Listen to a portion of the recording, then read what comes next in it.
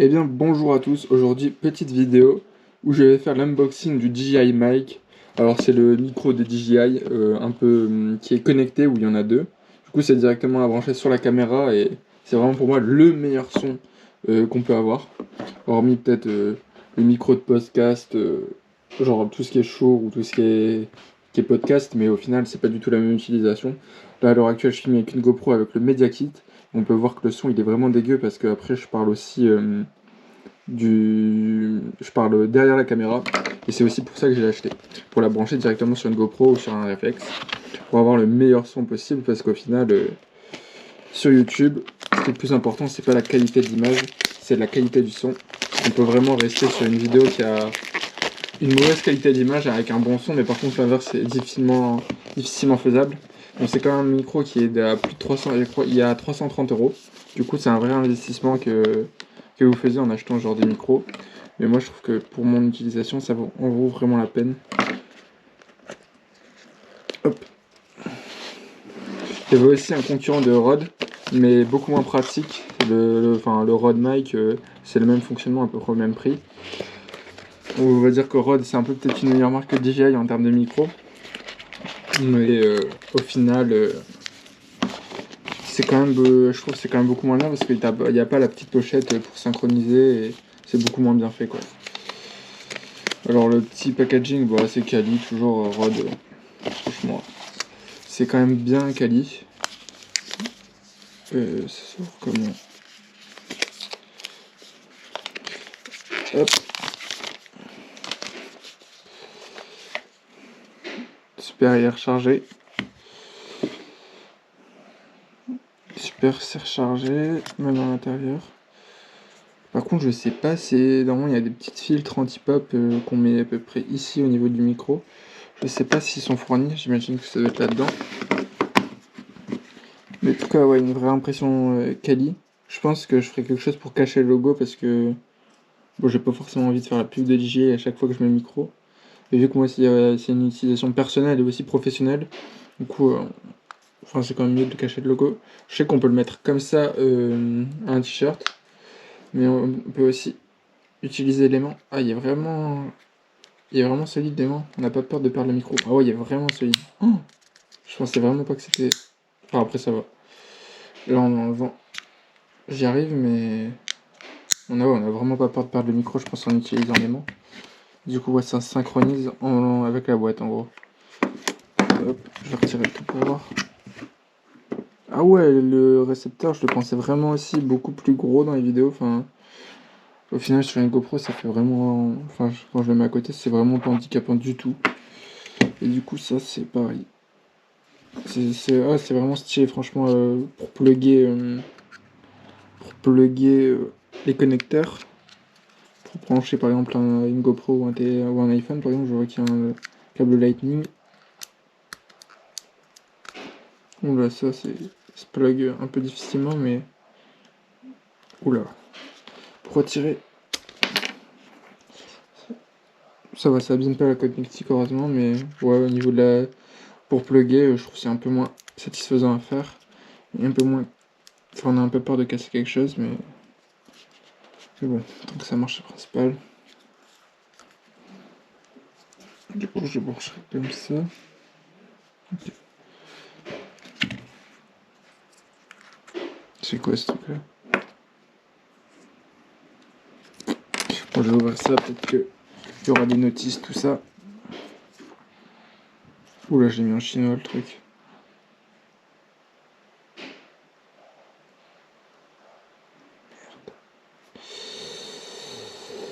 C'est vraiment un unboxing, vraiment je connais pas hyper bien le produit. Et enfin c'est vraiment une prise en main directe quoi. Hop. Ouais, c'est vraiment agréable à passer. Ah voilà, c'est ça. Je pensais que j'avais peur qu'ils étaient pas fournis, mais franchement j'aurais trouvé ça un peu scandaleux pour le prix. C'est bien. Ok. Ok. En gros, c'est une pochette à deux côtés. Donc on va voir comment ça se plug ça aussi.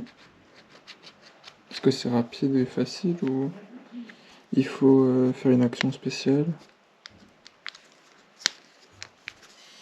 Oula, j'appuie dessus quand même.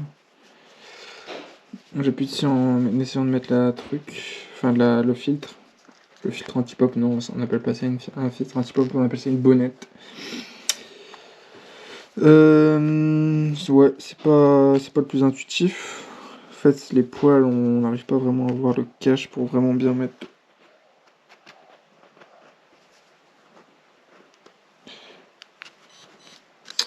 Plus j'appuie dessus. Ah ok, il y a une sorte de mini détrompeur. Bah.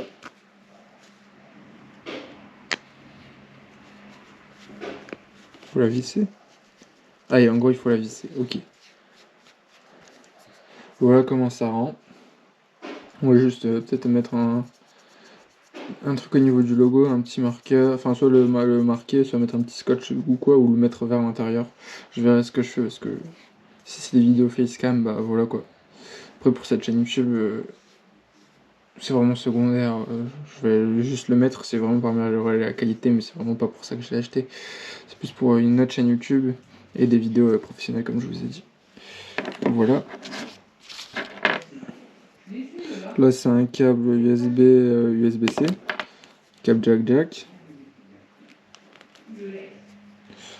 Vraiment quali. Là les manuels d'utilisation, je vais les feuilleter rapidement voir s'il y a pas. Mais bon, enfin, ce genre de truc ça fait vraiment chier, je les lis jamais parce que. Enfin comme si on va. Enfin ça donne envie de lire. Enfin, en espérant qu'ils ont mis un autre guide un peu plus pratique. Je trouve ça vraiment dommage. Ah c'est pas mal.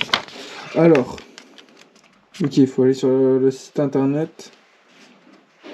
En 2, il faut. Ok.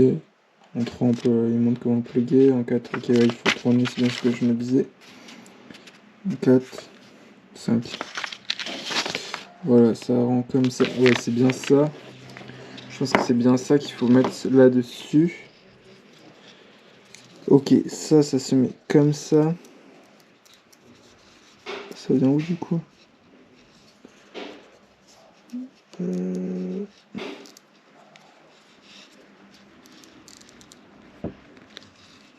Pas d'endroit où il faut mettre les picots par contre. Hein. Le petit picot là, je vois vraiment pas d'endroit. Peut-être il faut retirer ça, mais c'est bizarre.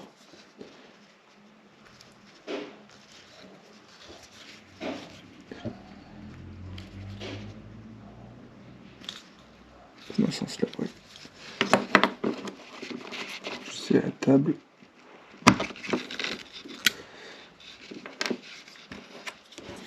Alors là, l'écran il est de ce côté là et ça va à l'arrière. Ouais, du coup ça doit être là. Ok, ça vient comme ça.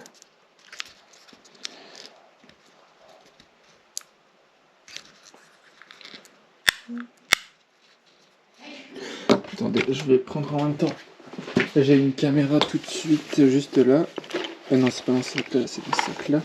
Au moins on peut faire le test en live, voir si c'est facile à comprendre. Non, c'est pas c'est...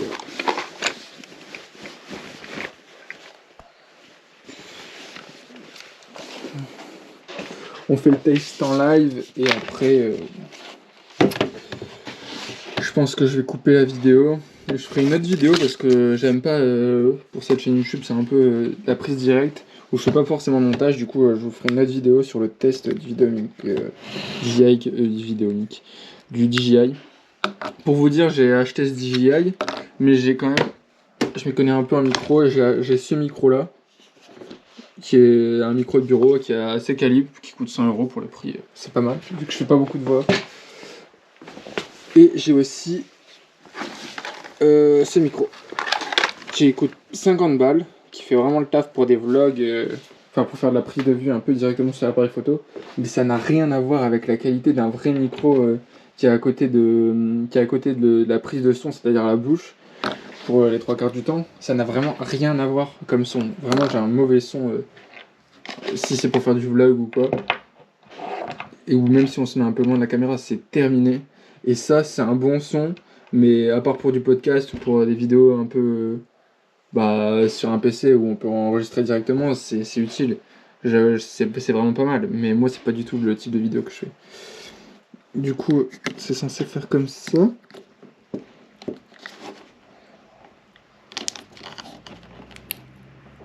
Ok. Ok, système de tâches, je pensais autrement. Je pensais que ça allait être une sorte de grille d'appareil photo, mais au moins là, c'est peut-être un peu plus compact. Ok, bah super.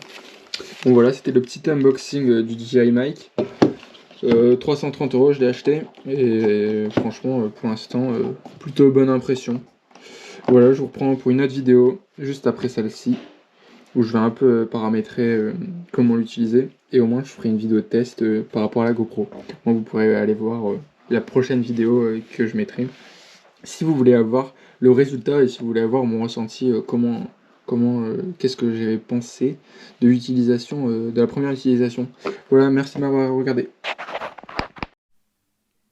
Voilà, je l'ai mis, petit test. Alors maintenant, je vais replacer la caméra où elle était. Je galère un peu. Ah, c'est... Voilà. Hop. Et je vais parler pour vous montrer un peu la qualité sonore de ce micro DJI. Ça d'ailleurs pour info c'est une boîte de rechargement, je vais un peu dire tout ce que je n'ai pas forcément eu le temps de dire dans la première vidéo. Ça c'est une boîte de rechargement qui est très pratique où par exemple le système concurrent n'a pas forcément, Rode en l'occurrence. Et voilà, elle est vraiment très bien finie. Ensuite, il me semble que, enfin d'ailleurs là durant le test, j'ai un peu galéré parce que j'ai relié à ma GoPro et je l'ai d'abord relié avec le petit adaptateur en USB-C. En USB-C et ça n'a pas forcément enregistré du coup. Et de toute façon, ça se fixait sur la GoPro, mais ça tenait qu'avec le port USB-C. Du coup, j'ai préféré directement. Enfin, je pense pas que c'était une solution de long terme. Enfin, je pense que dans tous les cas, même si ça avait enregistré, c'était peut-être pas la solution la plus préférable à utiliser. Du coup, je l'ai utilisé directement avec la griffe de la GoPro et un câble en jack. Bon, il y a le câble qui pend un peu. Enfin, je sais pas si vous avez un peu un visuel, mais ça ne gêne pas du tout en termes de lecture de l'écran ou quoi. C'est juste un peu dommage qu'il n'y ait pas. Enfin, après, c'est normal, GoPro et JI, j'imagine qu'ils ne se sont pas forcément mis d'accord, sachant que c'est des entreprises un peu. Enfin, des concurrents indirects, on va dire. Mais voilà. Mais voilà, franchement, j'ai l'impression d'être plutôt satisfait. Je verrai sur le montage comment ça rend. Mais franchement, j'ai l'impression qu'il y a vraiment un très très gros gap de qualité. Je ferai un peu des vidéos versus dans le montage. Mais franchement, je suis très satisfait. À part juste, j'ai l'impression que soit il y a une très très mauvaise communication autour de ça, mais je pensais qu'il allait y avoir un logiciel ou une application pour gérer les micros, et j'ai pas l'impression que c'est le cas. Je vais encore me renseigner, mais enfin, il me semble que c'était le cas quand j'ai acheté le micro, je pensais qu'il y avait ça. Mais là, dans le réel, j'ai pas forcément trouvé rapidement cette information. Du coup, je verrai plus tard. Parce que pour moi, le plus important, c'était de tester d'abord la qualité. Voilà, je vous remercie de m'avoir regardé. Je vous invite à vous abonner à la chaîne YouTube si vous aimez bien les vidéos sans prise de tête comme ça. Et à me dire ce que vous pensez de ce micro par rapport au rapport qualité-prix, parce que ça reste au final un très gros prix quand même pour un micro de 330 € au final. Mais au final, moi, ça fait 2 micros que j'achète. J'aurais directement investi dans ce micro, j'aurais pas dû aller les acheter parce qu'au final, ça aurait pu convenir dans cette utilisation. Ça aurait pu carrément convenir dans cette utilisation. Et dans celle-là aussi, vu que je fais pas forcément beaucoup de voix off, et je pense que même pour des voix off, ça peut clairement faire l'affaire. Sachant que là, c'est un peu ce que je fais parce que je suis en intérieur. Et franchement, je pense que c'est vraiment le meilleur investissement micro que vous pouvez faire à l'heure actuelle par rapport. Franchement, ces micros-là, c'est vraiment plus pour l'extérieur et encore, c'est plus pour capturer un son un peu, on va dire, autre qu'une voix parce que le son, il va vraiment être diffus et il sera pas proche du sujet. Enfin, franchement, c'est vraiment pas le top, je trouve. Et ça, on va dire que ces micro-podcasts, c'est vraiment exclusivement pour un bureau. Il faut vraiment que vous n'ayez pas forcément d'autres usages que le bureau. Et moi, franchement, c'est clairement un usage que j'ai très très peu souvent. D'ailleurs, je C'est parce que j'avais pas forcément le budget de mettre 330 € dans un micro au début, mais vu que c'est un peu l'essentiel pour faire des vidéos, voilà, j'ai décidé de passer le cap et tant pis pour ces micros que j'utiliserai un peu en micro de backup. Bon, ça, je pense quand même je vais utiliser plus souvent ce micro-là en termes de voix off, mais ce micro-là, ce sera plus du backup ou quand j'utilise plusieurs caméras pour un tournage, au moins j'utilise. Enfin, je le brancherai sur cette caméra ou la GoPro, enfin, je ferai l'inverse et je m'utiliserai plus en backup ou en termes pour capter un autre son environnement, enfin d'environnement quoi. Voilà. Sur ce, merci de m'avoir regardé encore une fois et salut tout le monde.